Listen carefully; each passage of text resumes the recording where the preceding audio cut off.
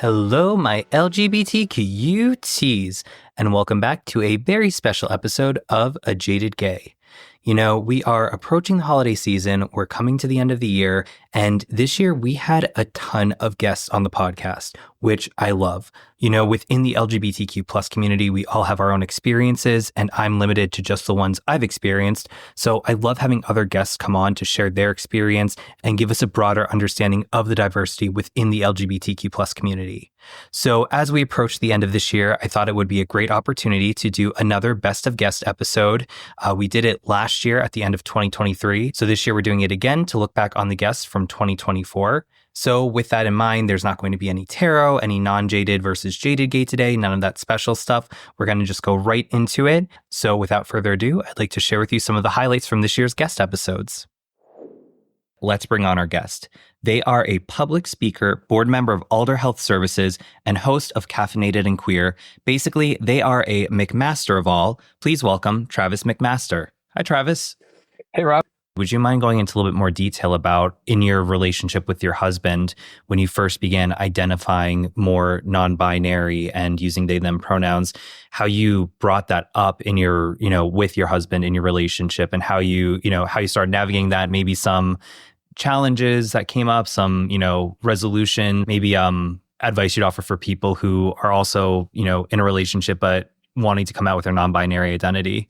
Yeah, so so I have a tendency to wear my emotions on my sleeve. So when I have something like I really need to talk about, I struggle to keep that close to the chest until I'm ready to talk about it. So like when coming up to my husband as non-binary, we were actually on our way home from running errands, and he was like, and like I can remember, like I had it like burned in my brain, like being in the SUV that we had at the time, and like driving, and him being like, "What was that? What did you want to talk to me about?" Or like, "Didn't you want to talk to me about something?" And I was just, I froze, and I was like, I wasn't ready for this conversation right now. And I was like, well, obviously you can't thaw a chicken and not cook it, right? That's wasteful. So I wasn't gonna not have the conversation. So I was, this is who I am. This is how I now, like, this is how I identify, and this is kind of the journey I've been going on just to kind of figure all that out. And my husband's name is Jeremy. I'm just lazy, so I call him Jer. He was just like, okay. And that was kind of it. I mean, like in and of a nutshell, it was very much like that doesn't really change who you are. Like it changes obviously who you like are as how you identify, but like ultimately, like you're still that same person. So that was a relief, because honestly, like I had the fear. I'm like, well, does that no longer make me the person that Jer married or signed up for? Or like, would he have that thought? Is it who knows? I had no idea how he was going to take it, so it was just a matter of ripping off that Band-Aid. So I mean, and he's been very supportive, and I think it's just been an educational journey as well, because he comes from that same camp of people at a certain time, like the language wasn't there, right? And so he's kind of crash coursing, if you will, for lack of better phrasing, on like trying to stay up to date and just understand all the things. Some of the challenges, I think, were I think the physical part of it in terms of like aesthetic, right? And wanting to explore how I dress, different garments, and getting kind of used to that. And for a while prior to that, I had already been using a purse. Again, super practical. Everyone should get into it. And like my nails were painted and whatnot. And so a challenge for me, and I guess this is going to get real personal, real deep, real quick, was the insecurity of like still having that attraction between each other, right? Where at one point, like we kind of had to have that difficult conversation where I kind of brought it up, my insecurities, and it was kind of brought to my attention that that was all in my head, basically. So I guess that lesson learned is like, though difficult conversations are very hard to have, they are definitely worth having. In terms of pronouns, to talk about pronouns, there was a period of time where I was letting it skate. with anybody, with everybody, because I'm not really a confrontational person, right? Lover, not a fighter. Just kind of want to roll. I want to be cool with everybody. But then it got to a point where I'm like, I don't like hearing myself be referred to in these different ways. Like, this is who I am. I need to kind of put my foot down with that. So it was specifically with Jer. It was about finding that way that we could communicate where, you know, I wasn't getting frustrated because I knew there was no malicious intent, but making sure that he knew I was coming up from a place of support, and not, it wasn't an attack. It wasn't like, oh, you screwed up my pronouns, like, grrr. It was like, I hear that. You just remember it's they, it's them, whatever. What really I think started to help though is when we did kind of come to terms of like how can I be a better assistant? So if I heard it, just kind of lean in and just do the reminder. But then last summer, I had the opportunity to participate on a call with the Trevor Project had hosted, and it was around identity, etc. And the person that led that call shared a very fantastic exercise, which I'm going to share here in terms of how to learn someone's pronouns, and I've applied it for myself too.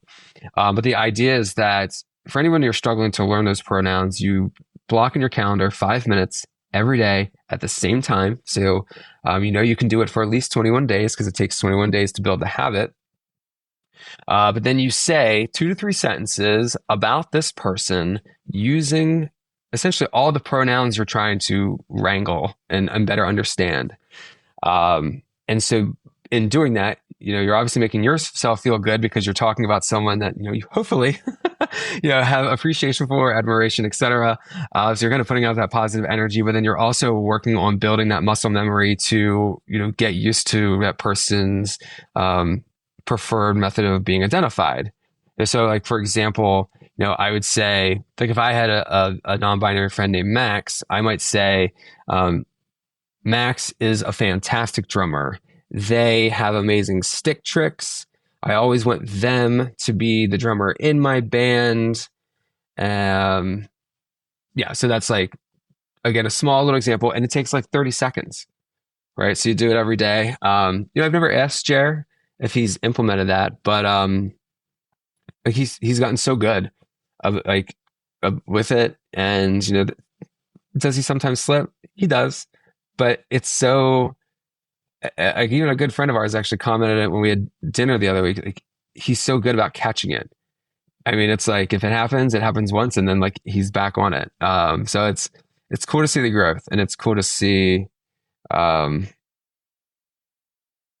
guess it's just cool to have that support. So yeah, in terms of tips, have those difficult conversations. I'd like to believe that it's about hearts, not parts, right? So like,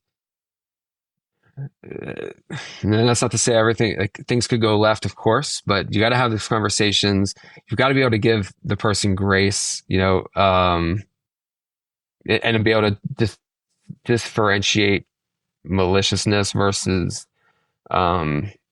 genuine hiccups. And then do that daily exercise. So put it in your calendars every day for 21 days at least. Let's bring on today's guest. They are a literary anthropologist specializing in the intersection of literature and culture. Please welcome Eric Dupree. Hi, Eric. Hey, how are you? Good, thanks. Why do you think it's so challenging to navigate the hard and fast binaries of masculinity and femininity that society places upon us? Rob, I just want you to know that could be somebody's doctoral thesis and life study. And I have sat with this question since we had our initial conversation about this podcast. For those who are listening, I think it's first important to define masculinity a little bit. And that is to say, in queerness and masculinity. And specifically, it's not until the end of the 19th century and into the 20th century that we get sort of the ideal look of what masculinity as we are currently defining it today. Like, there's sort of an image that comes up when the Industrial Revolution really takes place. And in doing that, what happens is we forget that prior to that, people were out. And so you could be queer, you could be gay, but you're still going to get married and you're still going to have kids because that's how the proliferation of species happens.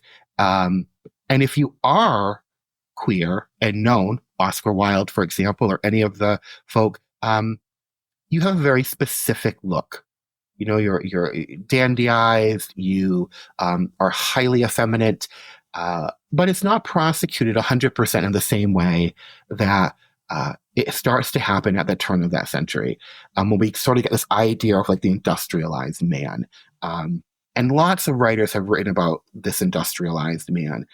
I think how it translates today for queer folk, for queer men, is if you were raised, made fun of, mocked, beat up, called names, and not allowed to create an identity for yourself, you are rebelling against that identity that's been put on you by sort of like finding a version of manliness, masculinity that works for you. And because we're same sex, for many of us, there is a fetishization of what that ideal archetype looks like. And that archetype that we as queer folk are living under starts, with like Tom of Finland. It's very aggrandized, hyper-masculinized sort of concepts, huge genitalia, like all of these things. They're not new.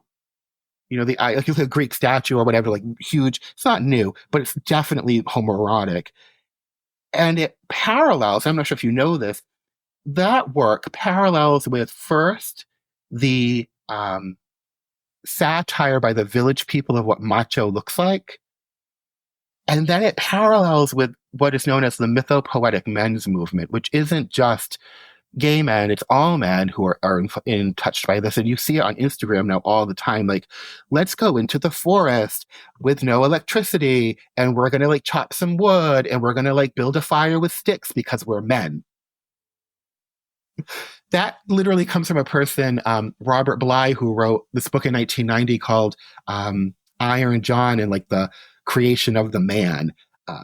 So that, I'm not sure if that begins to answer your question, but we're told a story about what masculinity looks like. And for some men, that might be accurate.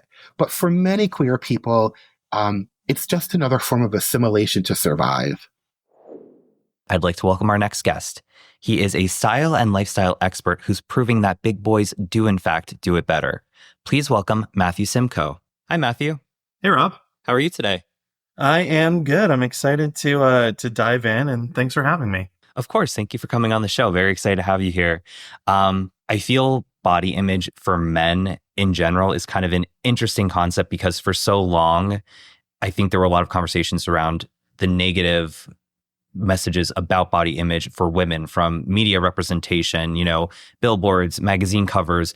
I think it probably did occur to some level for men in general, but it wasn't as talked about. Eating disorders were quote unquote a women's disease. Men couldn't suffer from that or else you were gay, but especially within the LGBTQ plus community, like I said, I think there's another layer of body image issues for gay men because for so long, there's been this, you got to be the slim, young-looking twink, white, muscular, straight acting, all that stuff. So can you share your experience with body image within the gay culture? Sure. And I think that sort of archetype that you described is what media portrayed gay men as, right? Like that was their cookie cutter of how to present as a gay man, right? You were slim, kind of this twink build, you were the life of the party, kind of all of those stereotypes that we think, right? Personally, I always say that I've sort of been like all levels of big, right? Like I've been like sort of big to really big. And for me, I felt like I never quite fit in any of those media portrayals of a gay man, whether it was physically, whether it was how I sounded, how I talked, the things I did, it never quite felt right for me. And that's a struggle, right? To say, gosh, we're already a marginalized community, but now I feel marginalized within this community, and who else feels this way, right? And I think on some level, by creating categories within the gay community based on body types, right? We do it. You mentioned twink, right? Now we're talking about twunks. So stupid, right? We've got otters, we've got bears, we've got chubs, we've got, what am I missing? I'm missing something in here, right? Bulls, muscle bear, like all these different ones. Well, how do you fit within those, right? Are you slim enough to be an otter? Or are you a cub all of a sudden, right? Are you big enough to be a chub, or are you a bear? Are you muscly enough to be a bull, or are you a twunk? It's like, what are we talking about here? So at the end of the day, it's all about finding your tribe within the community, but it takes a long time to get there. And it takes a long time to get around like-minded people who you can really connect with. And it's not all about physical, even though that's how we tend to lead, I believe, as gay men. We tend to lead a lot with our physicality and our attraction to one another, whether that be through friends or relationships or hookups or any of that, right? But we know at the end of the day, it doesn't really matter what we look like. It's who we are and how we get along with people and sort of the roles that they fulfill in our lives. And do they make you a better person or part of your life a better person? Are they the levity you need? Are they the reality check? And that doesn't matter what their size is or how they present physically. And you mentioned the groups before, the subdivisions of the twink, twunk, otter, bear. It's very confusing because I think those are all relative terms because the definitions vary greatly from people you ask. Like, I know somebody considers, you have to be hairy to be an otter, otherwise you're a twunk. And then, within the bear community, some people, just consider a guy who's not a stick, who has some body hair to be a bear, where other people, there's the subcategories of like muscle bear, all these things that I'm sure it started out good intention where it was people trying to find themselves and their community. But I think in a way it might actually kind of typecast us a little bit, and people might make assumptions, and we might be in a time now where we should be more inclusive, but it might actually be kind of having us break away into cliques, so to speak, as opposed to being a unified community. I mean, how many times have you heard it from someone where they'll say, oh, that's a bear event, I'm not going there, right? Or, oh, it's all twinks at that bar, or Friday nights are, muscle daddies only. And it's like, that precludes other people from attending those events, right? And then you're around people who look just like you or people who like the way you look, right? So you're sort of never getting the other side of it. It's like a self-fulfilling prophecy. It's not great. Earlier, you kind of touched upon with media representation that for so long it was pictured what we kind of talked about, that archetype. I think today we still have come a ways in body representation and hopefully more diversity in general within LGBTQ plus portrayals, but it still seems like there's a pressure for gay men to adhere to a certain body size. And again, maybe it's not even just what the archetype used to be, but it's like, I'm considered an otter, I have to maintain this otter persona, or I'm a bear, I have to maintain this bear persona, or somewhere in between. So what factors do you think are fueling gay men to still feel pressured to adhere to certain body roles in today? I think there's always going to be trends, right, of sort of what the body type is. I think even on social media, we're seeing guys who consider themselves thicker, right? Or they say winter bulk or things like that. And they're sort of like barely a little bit bigger than they were before, right? Which minimizes sort of, people who are in bigger bodies. And it sort of says, we saw it in fashion in the 2000s, right? That a size 8 was plus size or a size 12 was plus size for women. It's like, what? Like that's just insane, right? So I think we see that with trends that come through on the internet. And then I think within those groups, there's pressures of doing it. If you've identified as a bear or as a twink or any of these different roles, and you either, intentionally or unintentionally change your body or your body changes, what happens to that group of friends? What happens to that community? What happens to that network? So I think we're more likely to maintain where we are, whether it's bigger or smaller, based on the people that are around us. At the end of the day, I really think it comes back to we're the only ones that can be responsible for and in charge of our bodies. And we have to remember that, like we're our own stewards of our body. and there shouldn't be outside influence on it. They are the creators of the debt lasso method, which they used to pay off $51,000 of credit card debt in 3 years. They've been featured in Business Insider, Time, and The Motley Fool, among others. And now they're paying it forward to the LGBTQ plus community by helping them live fabulously without being fabulously broke. Please welcome David Auden and John Schneider of Queer Money. Hi, David. Hi, John. How are you today? Hi there. Good. Thanks for having us. Yeah, thank you. There's kind of different trajectories for straight people versus gay people in terms of straight people have kind of this predefined path of finances, so to speak, where for gay people, we don't really have anything measured out like that.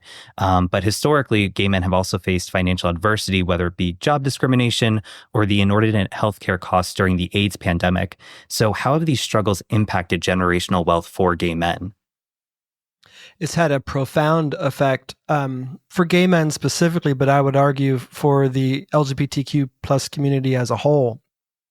David and I often say that one of the challenges that gay men specifically have is in that pursuit of being the best little boy in the world, we've got to have all of those sort of outward displays of one's means of wealth, the cars, the vacations, the designer clothing, and all of that. And that's in part a hangover from the HIV/AIDS crisis, because there was sort of this ethos that was adopted during that time of live for today because tomorrow I will die. And that was a very likely scenario in the 80s and 90s. Well, obviously we've come a long way with the HIV/AIDS crisis, and I don't want to minimize the challenges that we still have today, but it's not necessarily the death sentences that it was at once upon a time. And we're still sort of living that carpe diem philosophy in our lives. Because he kind of set a bar of what an ideal life looks like for a gay man. So we're also sort of in pursuit of that still. I mean, you watch TV and there's like one archetype of what a gay man looks and acts like and how they live their lives. It's Will and Grace. It's Neil Patrick Harris. It's just like these fabulous men. And we're all trying to sort of live up to that ideal. And we clearly don't all have the same kind of income. I mean, a great example is when David and I, during our party days, were spending this kind of money trying to pursue this life of fabulousness, we were hanging out with doctors and lawyers who had obviously great incomes. And then on the other end of the income spectrum, we were hanging out with retail clerks and baristas and whatnot. And there were a whole bunch of us sort of in between. We all had the same diesel clothing. We all had the same fancy shoes. We all went on the same trips, had the same happy hours. We're all doing the same stuff by all outward appearances. We all had the same lifestyle, but clearly some of us could afford that way more than others of us. And we think a lot of that has to do with the hangover from the HIV/AIDS crisis, also coupled with the fact that many of us are sort of trying to make up for childhoods where we were treated inferior or weren't treated well. And the best way to prove the bullies in school wrong, or your family, if they kicked you out, that they're wrong about you, is, well, look how amazing I am. If I'm this amazing, I must be lovable, right? We're sort of in pursuit of that love. And unfortunately, many of us don't sort of get a slap in the face until it's too late in life. We get a lot of our most reoccurring emails from gay men in their mid 50s to 60s who say they haven't saved a penny for retirement and they want to retire yesterday. So what options do they have? And we just think that a lot of that has to do with the fact that many of us are trying to live a good life today. It's called, it's a psychological term called hyperbolic discounting, where we sacrifice tomorrow in pursuit of today. And eventually tomorrow is going to come around and you want to prepare for that. But most LGBT people don't do that. And most straight couples don't do that. It's not like they have that they're rocking it with their money, right? And we know a lot of straight couples who, by the time they reach their 40s and 50s, they're like, this path of happiness that was designed for me decades before I even was born is actually not what I wanted to live. But society didn't let me live otherwise. Like you said, with the AIDS pandemic, now we're in a point where it is more so a chronic illness than a terminal one. We've come a long way where, gay men and LGBTQ plus people can live a long and healthy life. So with that in mind, going from the 80s to today, what's the financial state of the LGBTQ plus community, and what are some unique challenges we face? Yeah, so John and we've been fortunate enough, in part because we were the first people in the personal finance space to actually start talking about the nuances and the differences between being part of the LGBT community and our finances, kind of that intersection. John and I have been fortunate to partner with a number of organizations. And in 2022 and 2023, we partnered with the Motley Fool, which is a very large financial education platform. They manage folks' assets and things like that, but they do a lot of education around investing and money. And we partnered with them, and for 2 years in a row, we surveyed roughly around 2,000 LGBT folks, with a heavier weighting towards trans and non-binary folks, because oftentimes they get left out of these kind of data sets. So we specifically looked at our community and said, what's going on with the state of our finances? And it's really interesting that there's some really positive data that's coming out of that, or information that's coming out of that. But there's, at the same time, there's a lot of data that kind of aligns with the feelings that people have in the community about our financial state. Both years, we saw roughly around 55% of folks who responded to the survey said that they stress about their money on a daily or weekly basis. And we know that data about the general population says that roughly about 70% of the general population stresses about their finances. It doesn't qualify as to how often, but if you include all of the data about our community, it's more aligned with the general population. More of us stress about our money than the general population. And I think it speaks to this idea of the stressors or the demands on our money as LGBT people, where we either choose to live or have to live because of safety, the way in which we kind of feel like we're compelled to spend our money. All of these things add to our financial stress.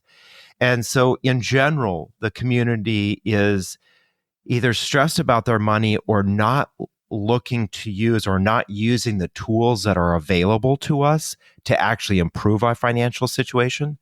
I think that many of us in the community are almost like the deer in the headlights scenario when it comes to our finances.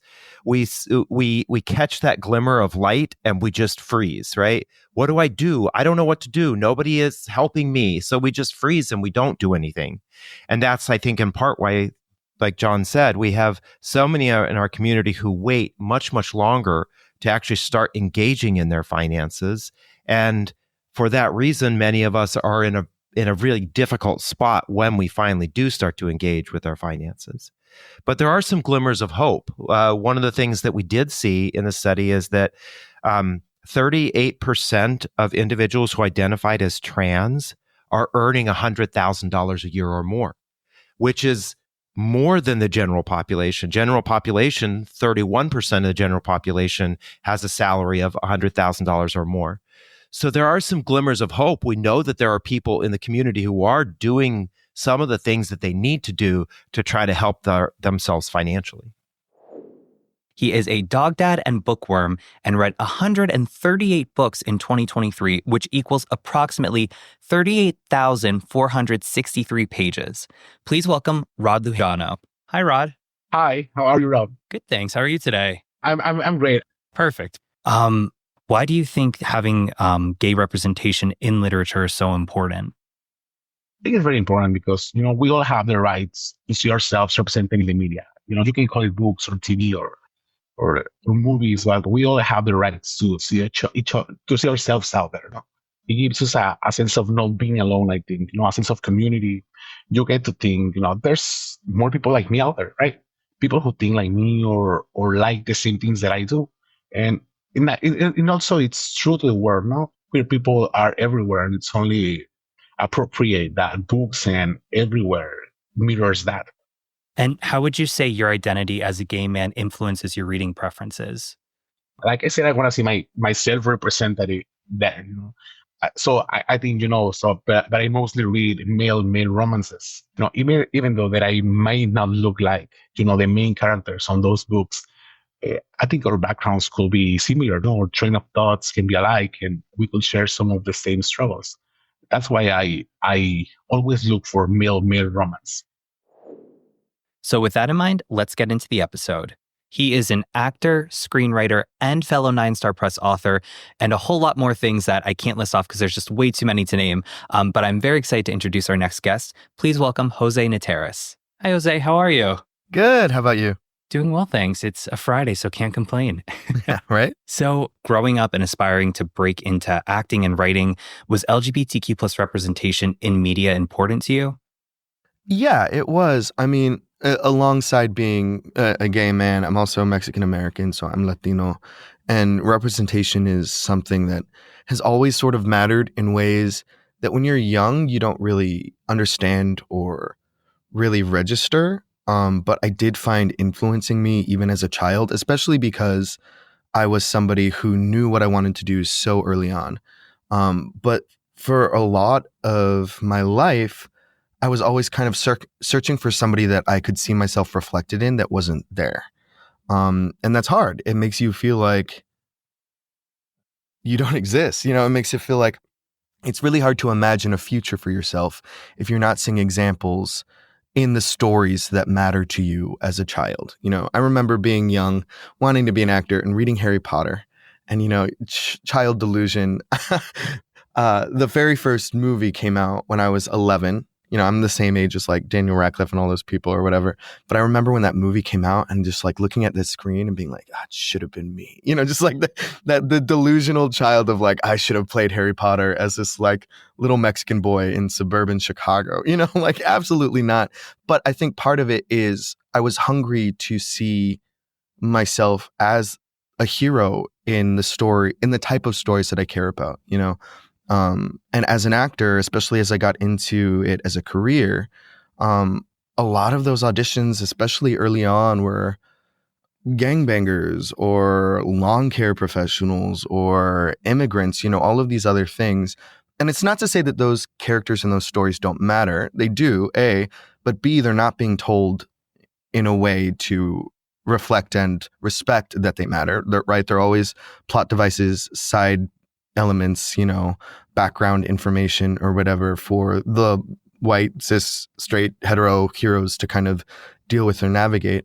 But B, that's not it. Like, that's not all of the experience of being Latina in the United States / the world, you know, and that's not the sort of limitations that I want for the future for myself or for other people. So I always knew that those things mattered to me, and it also applied to my experience as a gay man. You know, I didn't really see a version of queerness that represented me or how I felt. And when you're young and sort of figuring out who you are, especially if you don't have like a lot of queer adults in your life, and, you know, in the early 2000s, A, there wasn't a lot of examples in the media, but B, in suburban Chicago, I didn't have a lot of that, like not overt out queerness in my environment.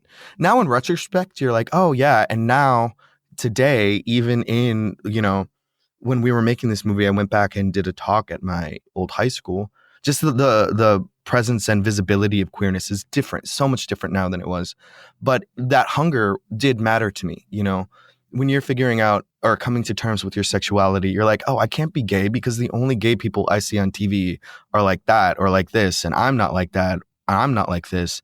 And a lot of that leads to internalized homophobia. You know, a lot of that leads to self-hate. A lot of that makes it a lot harder to come to terms with who you are or figure out who you are or come to terms with your sexuality. So like representation in media isn't just, oh, we need to see it because it's a good, you know, motto, representation matters. It matters because these stories affect the way we live our lives and figure out who we are and how we move through the world. And it opens the doors to possibility in the future. You know, it's really hard for queer youth to imagine a future for themselves if they're not seeing an example of that somewhere. So yeah, and that's a little bit wordy, but all that's to say that yes, these things have always mattered for me, to me. And I've always wanted to make sure that I'm creating opportunities for performers like myself, for myself, sure, but like myself in whatever fill in the blank sort of definition that might apply. So with that in mind, let's bring in today's guest. He is an author, public speaker, and former teacher who learned how to embrace his sexuality and live authentically as a gay man at 55. Please welcome Kevin O'Connor. Hi, Kevin. How are you today? I'm wonderful. Good to hear from you from Philadelphia. It's good to be in the same time zone together with you. So I'm looking forward to our conversation. Thank you for joining. I think this is a really important conversation to have, so I'm glad you're here today. From a young age, you definitely recognized the attraction to men and that there was something different there. But like you said, I believe it was around 29 years of going through this, repressing this part of you. So do you remember the moment where you began accepting your sexuality and your authentic self and exploring what it might mean to come out? I guess I got clues along the way that it was going to be more accepting. Not that I guess one of my first clues was even as a 29-year-old when I was dealing with the breakup of the first marriage, and I was able at that time to talk to my dad. I'd been going to some counseling, and in counseling sessions, I remember and having spoken to my first wife about this attraction to men. And she's the one that said, well, why don't we go talk to somebody? Why don't we get some help? So that led me into counseling, which led me into counselors saying, who can you talk to about this? And I thought, well, maybe I can talk to my dad. So I did at age 29 and just started to bring it up and told him about the experience that I had had in college 10 years prior. And he knew the guy that I was talking about. And he started to just talk about he knew people in his life, and it wasn't. He didn't think it was that unusual, and he used that which I've heard many times, the spectrum. Are you a 1 gay or a 10 gay, or where do you fit on the homo heterosexual spectrum? And he said we're all different points along that. And I think maybe his take at the time was, sometimes we're at different spots in our life there. So we had this discussion. We never talked about it again. And the marriage ended. And like I said, a few years later, I was married again. But we didn't go back to that discussion at all with him. He died in 3 or 4 years later. So I guess, but having that discussion with him, you ask about my first sign, that was the first thing that I thought, well, there are people to talk to about this. And not only my counselor, but if my father is okay with this, and then even with my first wife, knowing that she's the one that said, why don't you go to some counseling, and then being able to tell her brother and sister-in-law about it and unpack it with them a little bit. So, and those audiences weren't audiences they weren't a push away audience. They were more, okay, this is part of your story. And rather than, so I got that to that point when I was 29 or 30, 29. Yeah. And what did I do? I just thought, okay, I'm here, but I'm going to find somebody else to pair up with and spend another 24 years, 25 years in a marriage that, was not easy. It was not difficult, probably because we probably weren't ready to get married. That we had a child right away. And then me having this area in my abdomen that was always inching and wanting to come out. So it came across in increments. So my dad being one of them, and then another stepping stone was just my son. My son was 16, 17, and just the way he was, the kind of things I was discovering on his computer, and the things that I would overhear him talking, and more so the things that I saw hidden in his room. And I thought, there's something going on here. And it was, yeah, he was me. He was me from a few years before. And part of me didn't want him to have to go through everything I had done. So I found a way to have that conversation with him, and just having that conversation, even though it was very difficult and he was resistant to that idea, the card was on the table. And that's when I started to, I was then back in counseling, I think then, and my wife would come in and out of counseling with me. And at that point, I thought, this is it. I've got to do this. And probably true for most of us, whenever we decide to come out, you reach a point where it has to happen. I'm willing to take the risk. I'm willing to, at that point, I had a few years left in my career as a principal. My kids were out of high school of college age. My second wife knew by this point because she asked me and I told her. But then I just said, I can't live this way anymore. And so that's when I decided to, by that time I had developed a camaraderie of other friends, friends I knew, that had revealed to me they were going through a similar situation. I did some searching. I don't think we had online 30 years ago, but I found ways to find other people that were in marriages that were trying to deal with that. And what do you do? And then lo and behold, I met a couple college friends that told me that's what they were experiencing. And they were a big, big, big help to help me come to this. And then this helped me through the process. So that's how I did it at age 50, 53, 54, 55. So with that in mind, I'd like to welcome our next guest. He is a bookstagrammer. His Instagram boasts of books, butts, and other gay stuff. And he is the author of Godspeed Lovers. Please welcome TQ Sims. Hi, TQ. How are you today? Hi, Rob. I'm feeling great. Happy to be here. Awesome. Well, I'm very excited to have you on today. And I've really enjoyed your book, so I'm excited to talk all about that and share it with the listeners. Were you always into the sci-fi genre? Had you always written that and gravitated towards it? Yes. I remember from a very young age, I was really into Space Ghost, and which was like this really weird cartoon. I think it came on really early Sunday mornings. Was really into that. Really loved Justice League, Superman. Was really into Star Wars. Really loved X-Men. I lived in a small town, and at the grocery store, they would occasionally get an X-Men comic. And I was always so happy when I could get it because I know that there were probably so many other kids like trying to get that one comic that came to town. And like there was no chance of like following continuity of the story, but I definitely picked up on the queer subtext. And so like all of that has really influenced my storytelling now. Was there something specific about, Justice League, Star Wars, X-Men, any of those sci-fi series that really drew you in from a young age?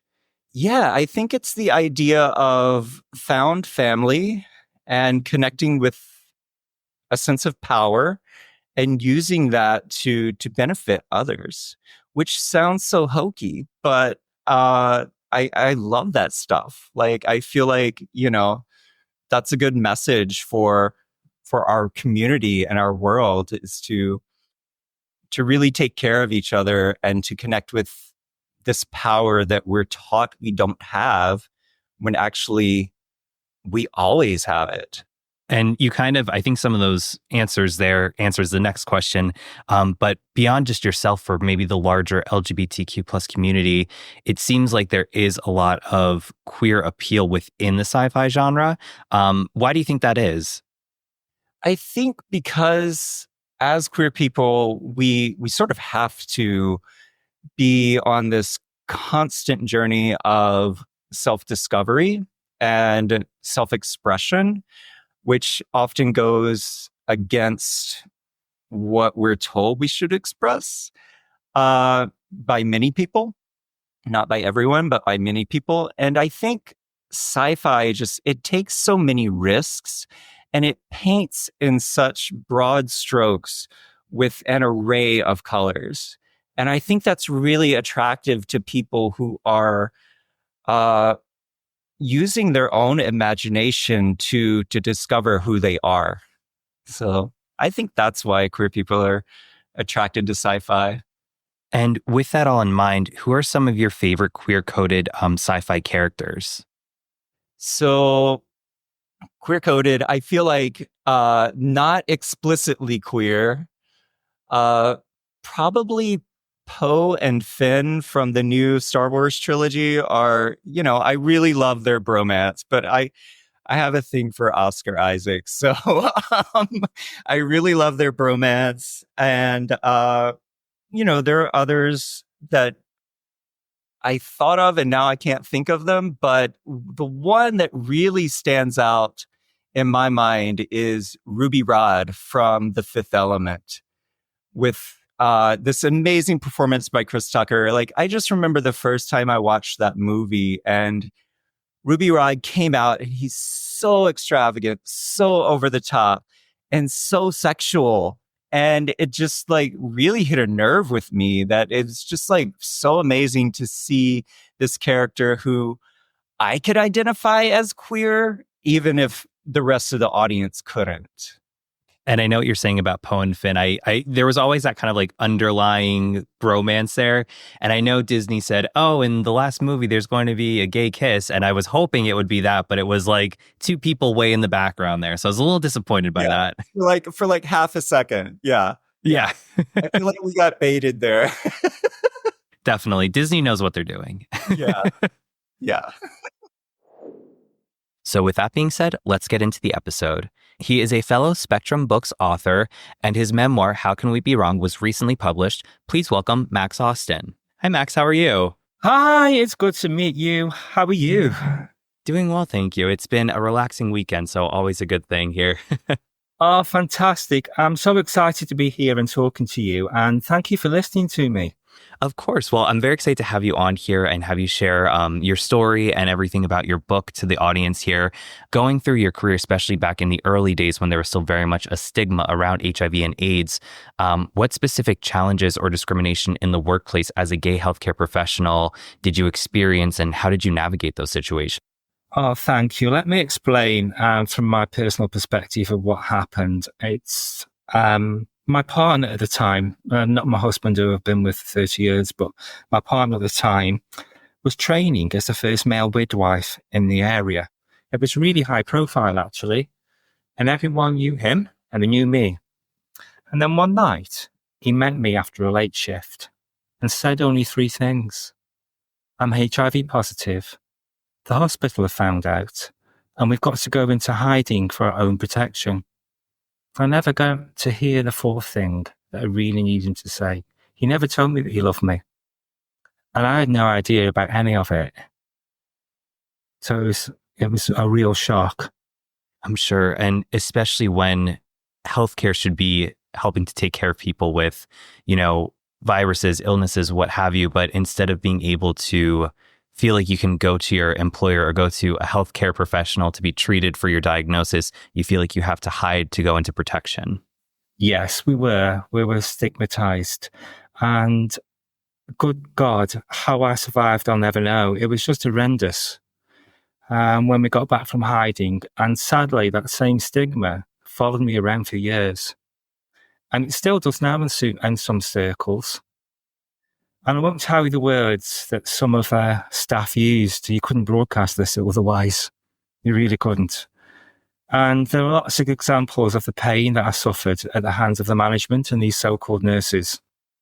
I remembered that I wasn't allowed to use the toilets, and all of a sudden, everyone had their own cup with a name on it. How I dealt with that is I accessed mental health support to deal with my trauma and rejection. And from that, I'm like a phoenix. I'm now actually trained as a counsellor myself through that lived experience. But we know from the research that I'm sadly not the first, and I won't be the last person who identifies under our LGBTQIA umbrella to suffer discrimination when accessing healthcare or to suffer from mental health problems. But the more we talk about it, the better it becomes. I think it's really powerful because I think for so long, people didn't have those conversations within the LGBTQ plus community. HIV and AIDS was something that obviously there was a lot of stigma around. So people felt they had to hide who they were. Even if somebody was not HIV positive, they felt that they needed to hide that they were a gay person because people were going to assume that they were HIV positive just by being gay, when clearly that's not the case. And then even further, things like mental health and general health, people just didn't talk about. So I think today having those conversations and again, having the treatment in place where HIV does not need to be a terminal illness, but it's a chronic one. We're moving in the right direction of having these conversations of putting, emphasis on our health and being aware of our health conditions. So that being said, what kind of impact can a healthcare provider's sexual orientation have on the patient-provider relationship? And how do you, as a kind of a part two to that question too, how do you ensure a supportive and inclusive environment for your patients?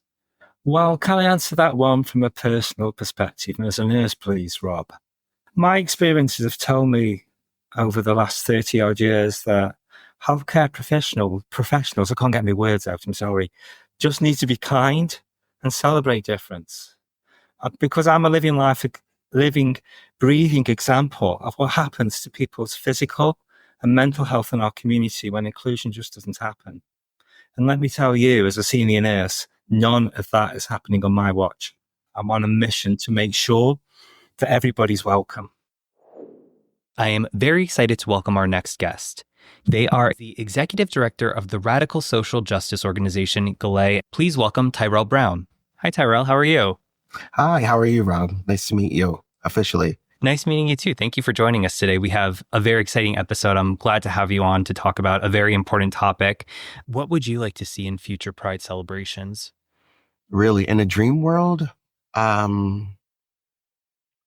mean, geographically speaking, in Philadelphia, in a dream world, I would like for Pride to continue to expand and to take Broad Street. I think that would be like just absolutely epic. And, I would like to see more institutions that aren't corporations get involved. Like some of our houses of art and influence, the Symphony House, you name it, right? All of these big, odes to, art and culture in Philadelphia. I would like to see them more involved in a substantial way, lifting up not just their ERGs, but really like engaging in the performance value and adding art and beauty to the event. I would like to see more stages for more people to perform. I would like to have more money into it so that I could really compensate, the people that are helping to develop this, including myself. Like I would like to see that, in a way, that actually like validates the kind of labor we put in the state that we're in this world, right? For the 3 years that I've never taken a salary from this. Like I said, I've gone in the red many times, and why it's a labor of love. I'm like, I'm tapping my pocket right now. Like, geez, and I really want there to be not just for me, but for future generations, for there to be something that's in place there so that these events exist sustainably. And also so that we're not tasked with like running around with our heads cut off seeking, donations and finances in order to make them go, but really so that they can exist sustainably and untethered from, from like a corporate heartbeat, right? They need to be sustainably resourced, even if that's part of the mechanism, but that the stake in that is not that you get to claim it as your own, right? Not pink washing corporations or rainbow washing corporations, but instead them actually investing in us on the front end because we are their staff. We are the people that make their systems go. And ultimately, instead of the pizza party, the payback is this, right? The payback is when you actually give to foundations and give to, into nonprofits, you give to charity, you give to directly to people in a restorative manner in order to be able to like do what they will and liberate themselves, rather than kind of going through all these metrics to kind of skirt around that and then take credit for what's being done. I remember the first, like the Target Pride t-shirts, and don't even get me started on that Juneteenth ice cream a couple years ago. That was like, what? Excuse my language. What the fuck? Like, it was crazy. I was like, what is that? Right. But, I think we've come to a time where like those conversations, people are tired of having those conversations. Y'all already know better. We know you know better. You know better too. Like, so it really now it's just like, well, what's the restorative measure here? What does that look like? And, I think that might look different to everyone, and it's up to each individual to determine. And then collectively as a community, we can have that conversation and lift up those demands to other folks. But, right now with one event, and, just, I guess, a few thousand voices that are saying that they enjoy it.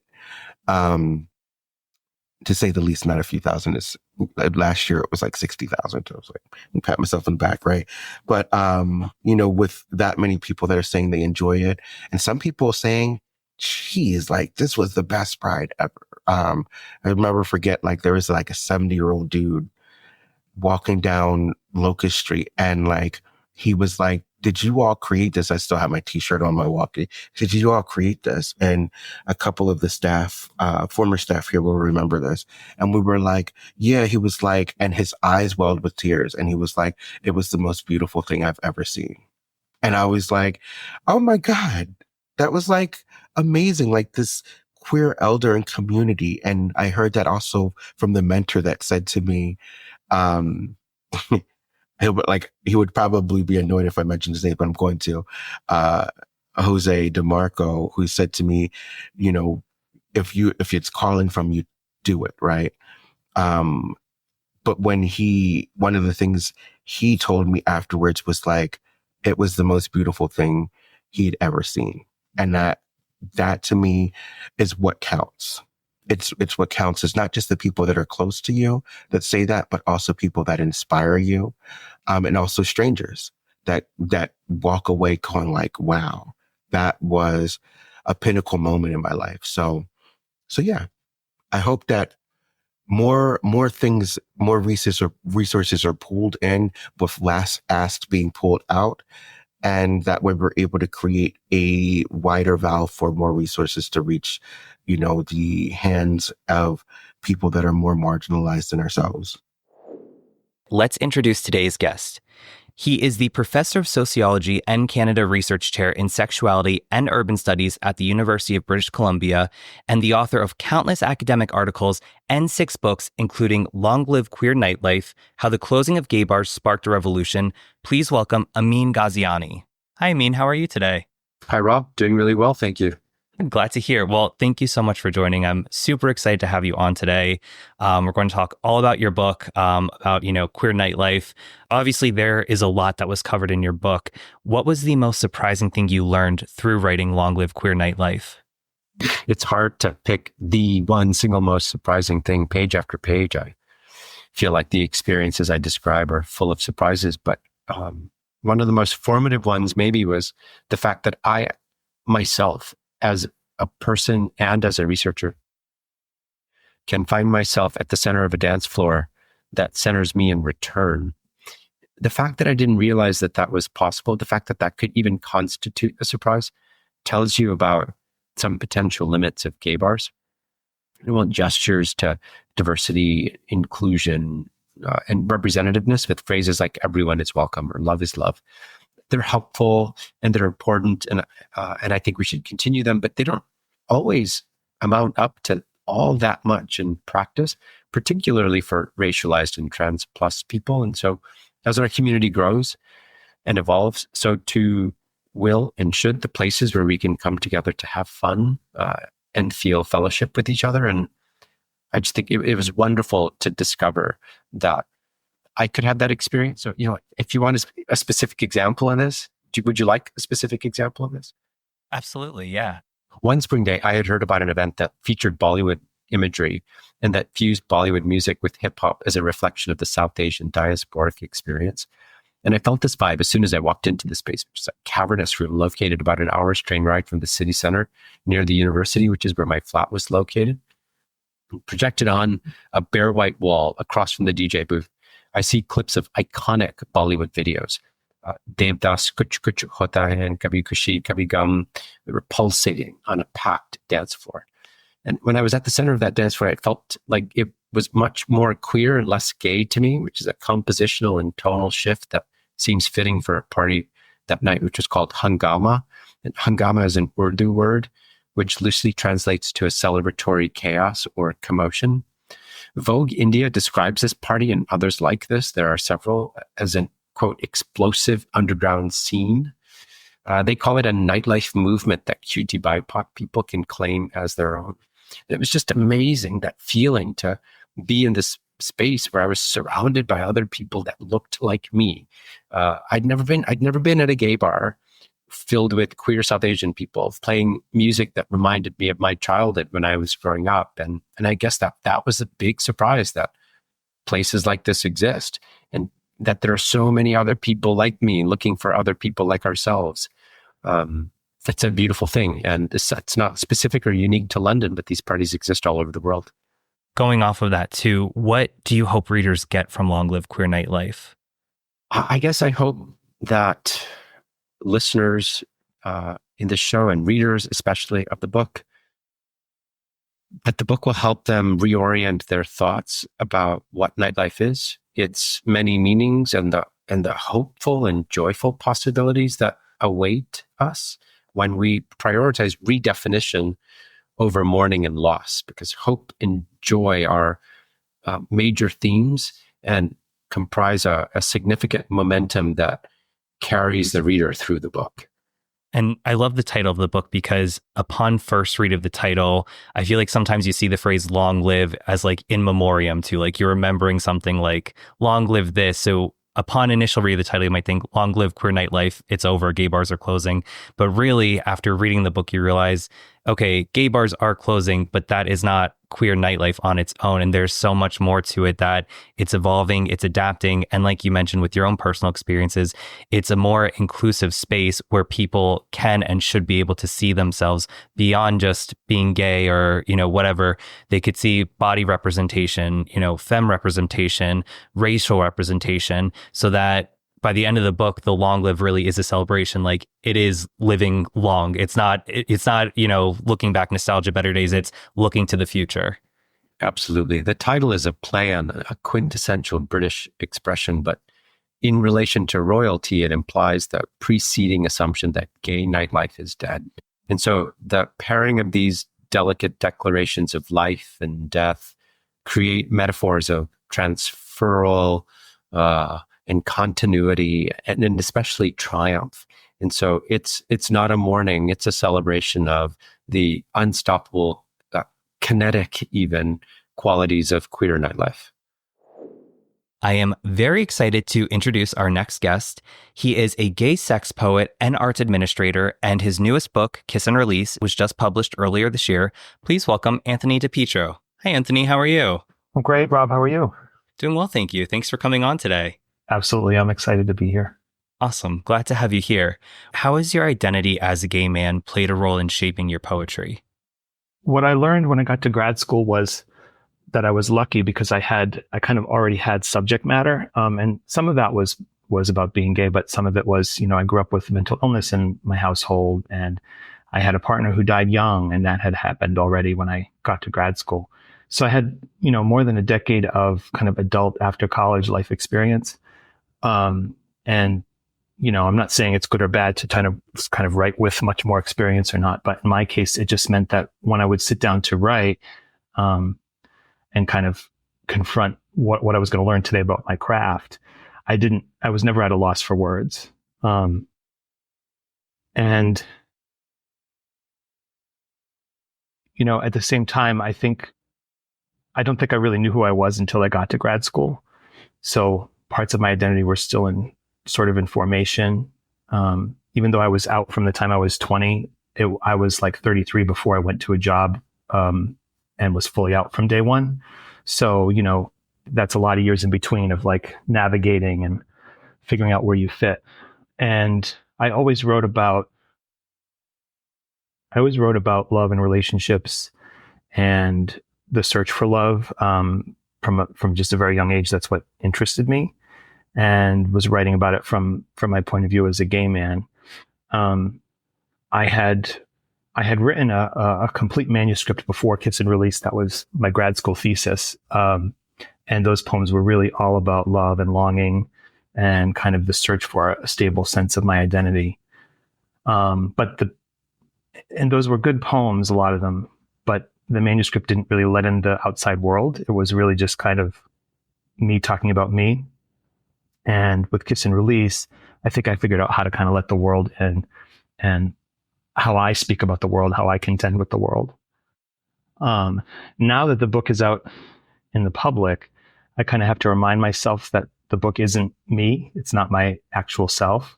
But at the same time, it feels so vulnerable and there is a lot of overlap with, who I am and what's in the book.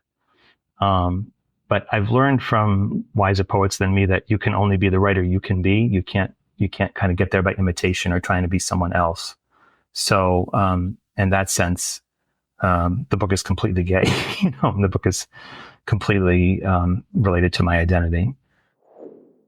Well, I hope you enjoyed that. Sometimes I think looking back at the end of the year, even if we've listened to these episodes before, it might provide new opportunities to kind of hear it through a new lens and maybe kind of take away something we didn't from the first time we listened to it.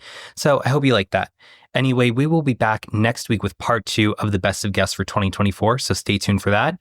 In the meantime, as always, feel free to reach out to me with any feedback or questions, rob@ajadedgay.com. Please remember to rate, review, and subscribe. 5 stars only. I greatly appreciate it. For more information on episode topics, guests, links to resources, blog posts, merchandise, all that fun stuff, you can visit ajadedgay.com. You can connect with the podcast on Instagram, TikTok, SoundCloud, and YouTube at @AJadedGayPod. You can follow me personally, Rob Loveless, on Instagram at Rob_Loveless. Also, if you're feeling generous, consider supporting the podcast on Patreon for as little as $1 a month. That gets you instant access to episodes ad-free, a day early, plus exclusive monthly bonus content. Or if you just want to access the bonus episodes, you can purchase those for $3 each.